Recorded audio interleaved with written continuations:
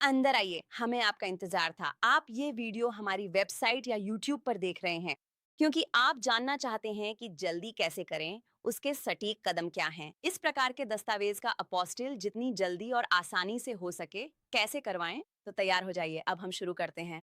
नमस्ते।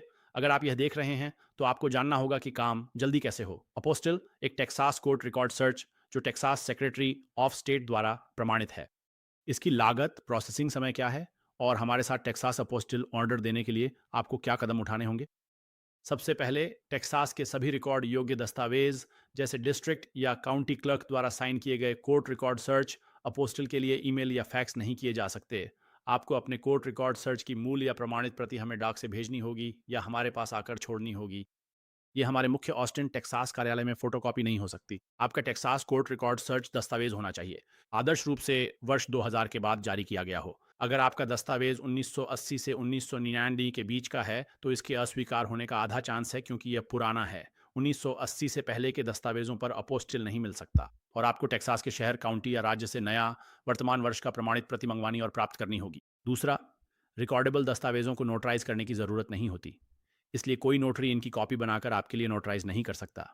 आप इन्हें सिर्फ टेक्सास कोर्ट रिकॉर्ड सर्च के जरिए ही पा सकते हैं। टेक्सास के किसी शहर, काउंटी या राज्य की सरकारी संस्था से, जैसे किसी काउंटी या डिस्ट्रिक्ट क्लर्क के कार्यालय की वेबसाइट, और इसे किसी काउंटी या शहर, डिस्ट्रिक्ट या काउंटी क्लर्क द्वारा हस्ताक्षरित और मुहरबंद होना चाहिए।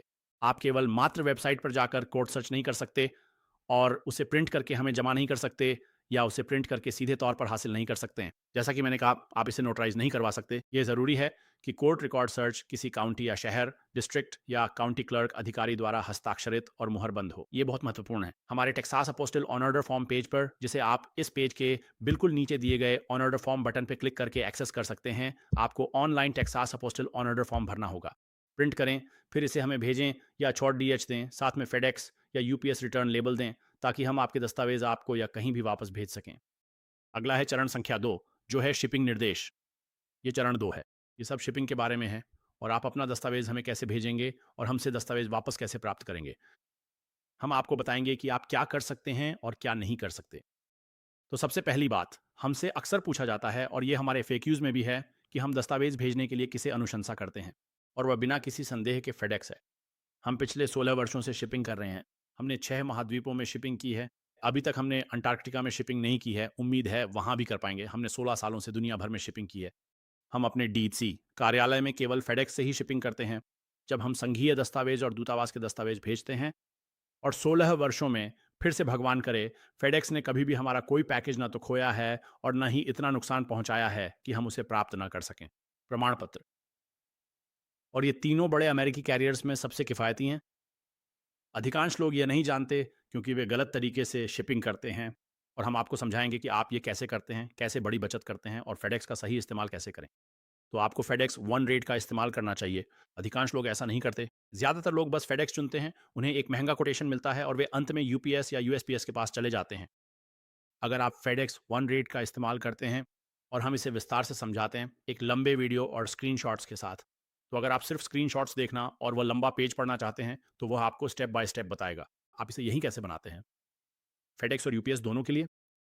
तो अगर आप फेडेक्स वन रेट का इस्तेमाल करते हैं, उदाहरण के लिए ऑस्टिन सेंट्रल टेक्सास में है, जब हम अपने दस्तावेज देश के एक छोर से दूसरे छोर तक जितना दूर हो सके वाशिंगटन डी.आर.सी के अटलांटिक महासागर तक भेजते हैं, तो हमें अभी 2 दिन की फेडेक्स के लिए केवल $10 और 95 सेंट खर्च करने पड़ते हैं। हम टेक्सास में इतनी कीमत में तो सामान्य डाक से भी नहीं भेज सकते। जब हम अक्सर कोटेशन निकालते हैं तो यूपीएस उसी पते पर, उसी स्पीड के साथ, उसी डिलीवरी के लिए $40 से भी ज़्यादा लेता है, और यहाँ तक कि पोस्ट ऑफिस भी $23 से ज़्यादा लेता है। तो आप देख सकते हैं कि पोस्ट ऑफिस से 2 गुना और यूपीएस से 4 गुना ज़्यादा खर्च आता है। बस फेडेक्स वन रेट इस्तेमाल करें। यही छोटा सा राज है। यहाँ क्लिक कर पूरी प्रक्रिया जानें। यदि आप साउथ अमेरिका, सेंट्रल अमेरिका या यूरोप जैसे क्षेत्रों में भेज रहे हैं तो फेडेक्स या यूपीएस काफ़ी महंगा है और आपको डीएचएल का इस्तेमाल करना पड़ता है। हम डीएचएल स्वीकार करेंगे। बस इसमें थोड़ा ज़्यादा समय लगेगा क्योंकि उनके ऑफिस नहीं है। तो इसमें 1 दिन की देरी हो जाएगी क्योंकि आमतौर पर अपोस्टल के अगले दिन हम इसे छोड़ देते हैं।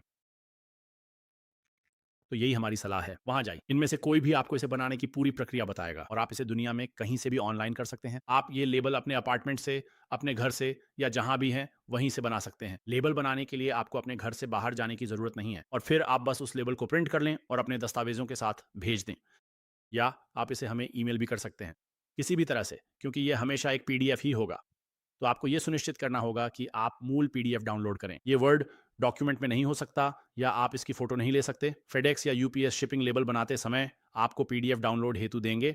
फिर आपको बस पीडीएफ प्रिंट करें और अपने दस्तावेजों के साथ हमें भेज दें। या अगर कोई और आपके दस्तावेज भेज रहा है तो आप हमें ईमेल कर सकते हैं, जैसे कि मैं आगे बताऊंगा। अगर आप टेक्सास वाइटल स्टैटिस्टिक्स या टेक्सास वाइटल रिकॉर्ड से, जिसे इसी नाम से ऑस्टिन टेक्सास में जाना जाता है, वे सभी 254 काउंटियों के लिए जन्म प्रमाण पत्र और मृत्यु प्रमाण पत्र की प्रमाणित प्रतियां बनाते हैं। तो हमारे बहुत से क्लाइंट्स एक नया जन्म प्रमाण पत्र या नया मृत्यु प्रमाण पत्र ऑर्डर करते हैं, जिसकी उन्हें किसी दूसरे देश के लिए ज़रूरत होती है, और वे टेक्सास वाइटल स्टैटिस्टिक्स से सीधे हमें वह दस्तावेज मेल करवा देते हैं, क्योंकि वे 8 राज्यों में कहीं और या दुनिया में कहीं भी स्थित होते हैं और उनके लिए उस दस्तावेज को इतनी दूर भेजना, उसकी शिपिंग लागत और उसमें लगने वाला समय, ये समझदारी नहीं है। चाहे वह यूरोप हो, चीन हो या दुनिया में कहीं भी, जब उन्हें ज़रूरत होती है तो वे बस हमें भेज देते हैं या वे स्थानीय स्तर पे करवाएंगे। अगर आप marriage license, marriage certificate, divorce decree करवा रहे हैं, डिवोर्स सर्टिफिकेट या ऐसा कुछ, तो वह केवल काउंटी या सिटी स्तर पर ही किया जा सकता है। तो जैसे कि ट्रेविस काउंटी यहाँ ऑस्टिन में, Harris County, Dallas County, Apostle County, Tarrant County, Bexar County या टेक्सास की कोई भी काउंटी या शहर, आप वहाँ से ये करवा सकते हैं। अपने डिवोर्स, शादी या जन्म या मृत्यु के दस्तावेज हमें सीधे मेल करें। लेकिन ये बहुत महत्वपूर्ण है, आप उस पर अपना पता या अपना नाम नहीं डाल सकते। हमारे साथ पहले भी कई बार ऐसा हो चुका है और ऐसे सभी मामलों में हमारे दस्तावेज वापस लौट आए हैं।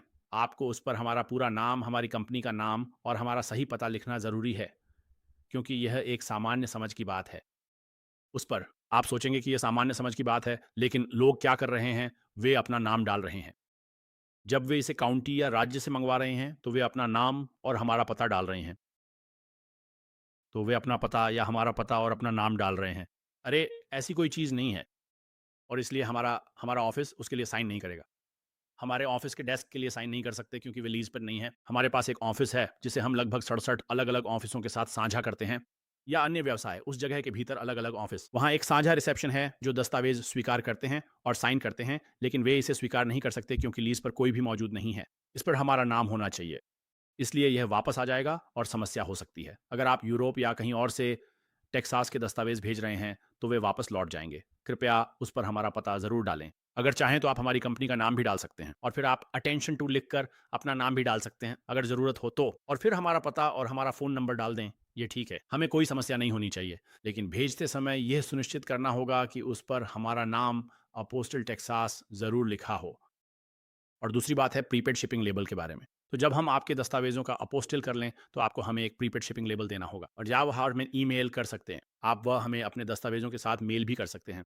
दस्तावेज देते समय आप शिपिंग लेबल साथ ला सकते हैं। आप केवल ऑस्टिन टेक्सास में ही दस्तावेज जमा कर सकते हैं और यहीं सेक्रेटरी ऑफ स्टेट से अपोस्टिल प्राप्त कर सकते हैं। आप इसे ह्यूस्टन, डलास, एल पासो या सैन एंटोनियो में नहीं करवा सकते। अगर आप दस्तावेज जमा करते हैं जिसकी हम सलाह नहीं देते, तो तीसरे चरण में इसकी वजह बताएंगे। लेकिन फिर भी आप एक प्रीपेड शिपिंग लेबल भी जमा कर सकते हैं, लेकिन उस शिपिंग लेबल पर आप हमारी जानकारी नहीं डाल सकते। तो आपको अपना नाम, फ़ोन नंबर और पता डालना होगा, या किसी सहकर्मी, दोस्त या परिवार के सदस्य का। और व्यवसाय के लिए आप कुछ भी डाल सकते हैं, लेकिन आप हमारा पता नहीं डाल सकते, क्योंकि अगर वह कस्टम्स से होकर जाता है तो फेडेक्स, यूपीएस या डीएचएल हमें बिल भेज देंगे। या फिर और भी है, अगर आपकी शिपिंग के लिए वे ज़्यादा चार्ज करना चाहें, जैसे आपने पूरा भुगतान नहीं किया हो, तो वह ऊपर बाईं ओर के कोने में होता है। तो जब आप मान लीजिए एक शिपिंग लेबल बना रहे हैं और वह पूछ रहा है कि ये कहाँ से आ रहा है, ठीक है, हम शिपर नहीं हैं, हम इंपोर्टर नहीं हैं, आप हैं, आप ही शिपिंग लेबल बना रहे हैं। अगर ये विदेश जा रहा है किसी दूसरे देश में, तो आप ही इंपोर्टर हैं। तो आपको भेजने वाले का नाम डालना होगा, लेकिन आप हमारा पता नहीं डाल सकते। ये ऑस्टिन टेक्सास से आ रहा है, लेकिन हम तो सिर्फ इसे ड्रॉप ऑन ऑफ कर रहे हैं, तो आप हमारी जानकारी नहीं डाल सकते। तो हम आपके दस्तावेज वापस नहीं भेजेंगे। अगर आपके शिपिंग लेबल पर हमारी जानकारी है, खासकर विदेश के लिए, तो हम उसे स्वीकार नहीं करेंगे। हम ईमेल से आपसे कहेंगे हमें नया शिपिंग लेबल चाहिए। यहाँ वीडियो और स्क्रीनशॉट्स में सब साफ है। हम आपको बताते हैं आप ऐसा नहीं कर सकते। तो आपको बस हमें एक नया लेबल देना होगा जिसमें किसी और का पता हो। फिर से कह रहा हूँ, इसका कभी कोई फर्क नहीं पड़ेगा। क्योंकि ये केवल तभी मायने रखता है जब फेडेक्स उसे खो दे, यानी आपने जो पता डाला है वह मौजूद नहीं है, तब वे उसे भेजने वाले को वापस कर देते हैं। तो आप नहीं चाहेंगे कि वह हमारे पास आए, आप चाहेंगे कि वह आपके पास या किसी और के पास, जैसे दोस्त, परिवार या वकील के पास जाए। बस यह सुनिश्चित करें कि शिपिंग लेबल पर हमारा पता नहीं होना चाहिए, और ये बात हम यहाँ दोनों जगहों पर भी बताते हैं। और फिर अगर ये विदेश भेजा जा रहा है तो आपको कस्टम्स इनवॉइस बनाना होगा। ठीक है, तो ये सभी देशों के लिए नहीं है, लेकिन लगभग सभी देशों के लिए है। जब आप दस्तावेज भेजते हैं तो इसे कस्टम्स या कमर्शियल इनवॉइस कहते हैं, और आप इसे बस कस्टम्स के जरिए दूसरे देश भेज रहे होते हैं।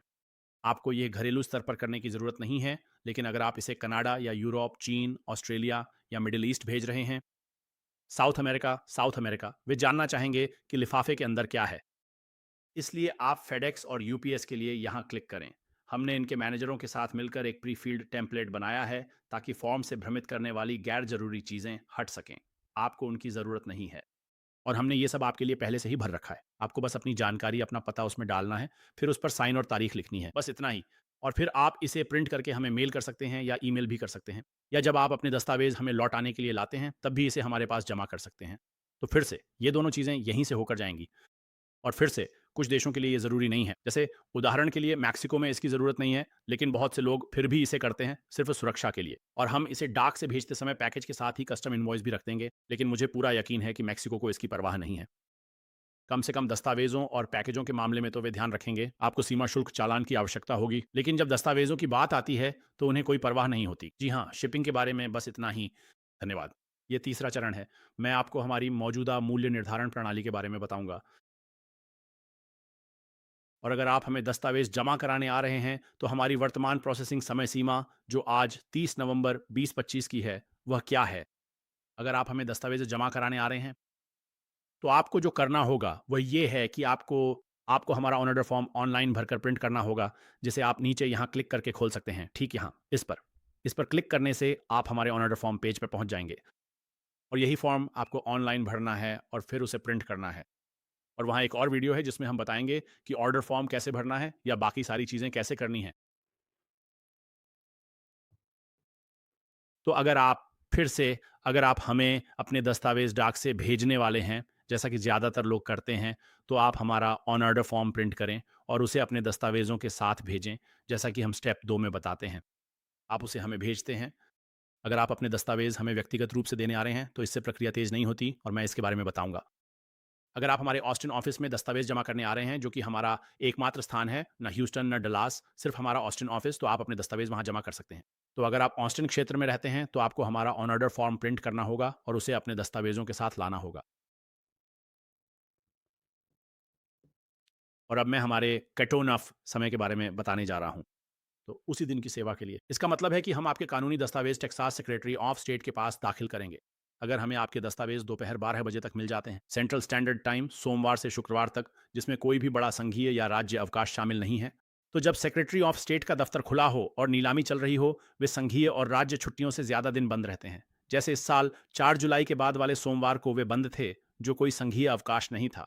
और इस हफ्ते वे थैंक्स गिविंग से पहले बुधवार को भी बंद थे, और वह भी कोई संघीय अवकाश नहीं था। या ब्लैक फ्राइडे को भी वे बंद रहते हैं, ये संघीय अवकाश नहीं है, फिर भी वे इस हफ्ते 3 दिन बंद हैं। और वे क्रिसमस के लिए भी 3 दिन बंद रहेंगे। उन्होंने क्रिसमस ईव पूर्व अवकाश घोषित किया है। क्रिसमस ईव संघीय छुट्टी नहीं है, फिर भी उनके बंद होने पर हम दस्तावेज जमा नहीं कर पाएंगे, इसका ध्यान रखें। तो आप टर्न अराउंड समय का ध्यान रखें। कोई भी कंपनी आपके दस्तावेज तब तक जमा नहीं कर सकती जब तक सरकारी दफ्तर खुला ना हो। मैं बस ये स्पष्ट करना चाहता हूँ। तो अगर हमें आपके दस्तावेज सोमवार से शुक्रवार, जब वे खुले हों, दोपहर 12 बजे सेंट्रल स्टैंडर्ड टाइम तक मिल जाते हैं, तो हम गारंटी देंगे। अगर हमें दस्तावेज दोपहर तक मिल जाते हैं तो हम उन्हें टेक्सास में दाखिल करेंगे। फिर उनके टर्न अराउंड समय पर निर्भर है, जो बदलता रहता है। हम नियंत्रण नहीं करते। कोई भी कंपनी, कोई भी व्यक्ति ये नियंत्रित नहीं कर सकता कि वे कितनी जल्दी उन्हें प्रोसेस करेंगे अभी के लिए। और हम इसे हर महीने बदलते हैं, जैसे कि अभी कुछ घंटों में यह दिसंबर 2025 में बदल जाएगा। तो अगर आप ये वीडियो भविष्य में 2026 या 2027 में देख रहे हैं, तो इस वीडियो में जो भी दिख रहा है उसे भूल जाइए। जो कुछ भी इस पेज पे लिखा है, ठीक यहीं पर, यही वर्तमान में सचिवालय की टर्न अराउंड टाइम है, और मैं इसे हमारे उदाहरणों के साथ समझाऊंगा। तो अभी नवंबर 2025 में सचिवालय को दस्तावेजों पर अपोस्टिल जारी करने में 0 से 2 कार्य दिवस लगते हैं। और मैं समझाने जा रहा हूँ कि शून्य दिन का क्या मतलब है, ठीक है? तो हम यहाँ कुछ परिदृश्य देते हैं। तो अगर हमें आपके कागज़ात डाक से या दोपहर 12 बजे तक सेंट्रल समय पर ड्रॉप ऑफ के ज़रिए मिल जाते हैं, तो हम आपके दस्तावेज़ दाखिल कर देंगे। फिर ये संभव है, हालाँकि संभावना कम है कि सचिवालय आपको उसी दिन अपोस्टिल जारी कर दे। तो समान दिन का मतलब है शून्य, यानी हम आपके दस्तावेज़ उसी दिन दोपहर या उससे पहले प्राप्त कर लेंगे। हम उसी दिन उसे दाखिल करेंगे और वे भी संभवतः उसी दिन जारी कर सकते हैं और हम उसी दिन आपको वापस मेल कर देंगे। यही है शून्य दिन। या फिर हमारे दाखिल करने के बाद उन्हें आपको जारी करने में 2 कार्य दिवस तक भी लग सकते हैं। ठीक है? तो मैं यहाँ हमारे उदाहरण समझाने जा रहा हूँ। तो परिदृश्य 1, हमें आपके दस्तावेज़ सोमवार को दोपहर 12 बजे या उससे पहले हमारे central standard time cut off समय तक मिल जाते हैं और फिर हम उसी दिन उसे दाखिल कर देते हैं। सचिवालय आपके दस्तावेज़ों पर उसी दिन अपोस्टिल जारी कर सकता है, जो कि शून्य दिन है। अगले कार्य दिवस पर भी वे यह कर सकते हैं, जो कि 1 या 2 कार्य दिवस हो सकते हैं। तो सबसे खराब स्थिति में आपको यह बुधवार को मिलेगा और उसी दिन आपको वापस मेल कर दिया जाएगा। तो ये सबसे अच्छा परिदृश्य है अगर हमें आपका दस्तावेज़ 12 बजे तक मिल जाता है। ठीक है? दूसरा उदाहरण ये है कि अगर हमें आपका दस्तावेज़ दोपहर 12 बजे के बाद मिलता है, तो अगर आप हमें डाक से भेजते हैं और हमें ये 2 या 3 बजे मिल जाता है या आप इसे हमारे कार्यालय में छोड़ जाते हैं, 2, 3, 4 या 4:55 बजे तक हमारे पास लोग होते हैं जो ठीक 5 बजे से पहले उसी सोमवार को दस्तावेज़ छोड़ जाते हैं। हम इसे अगले दिन ही फ़ाइल कर सकते हैं। हम इसे अगले कार्य दिवस पर फ़ाइल करेंगे और फिर वे उसी दिन इसे जारी कर सकते हैं, यानी शून्य दिन। वे इसे अगले कार्य दिवस 1 दिन या 2 कार्य दिवसों में जारी कर सकते हैं। तो सबसे खराब स्थिति में हम इसे उठा सकते हैं और उसी गुरुवार को आपको वापस भेज सकते हैं। तो फिर से अगर हमें आपका दस्तावेज़ सोमवार को मिलता है, चाहे वो दोपहर से पहले हो या बाद में, ये बुधवार या गुरुवार तक हो जाएगा।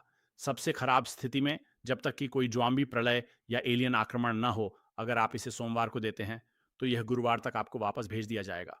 सबसे अच्छी स्थिति में इसे सोमवार को भी वापस भेजा जा सकता है। तो बस इसे एक बार फिर से समझ लेते हैं और मैं इस बात पे जितना ज़ोर दूँ उतना कम है। अगर आप हमारे मुख्य ऑस्टिन कार्यालय में दस्तावेज़ जमा करते हैं डाक के बजाय, तो इससे प्रक्रिया तेज़ नहीं होती। हमें दस्तावेज़ ड्रॉप ऑन से मिलें या डाक से दोपहर से पहले या बाद में, इससे टर्न अराउंड समय में कोई फ़र्क नहीं पड़ता। बहुत से लोग वेबसाइट नहीं पढ़ते, ना ही संपर्क करते हैं और यह सोचकर आ जाते हैं कि उसी दिन काम हो जाएगा। और ये संभव नहीं है क्योंकि ये सचिवालय का मामला है। यह उन पर निर्भर है। वे तय करेंगे कि इसे उसी दिन जारी करेंगे, अगले दिन या 2 दिनों में।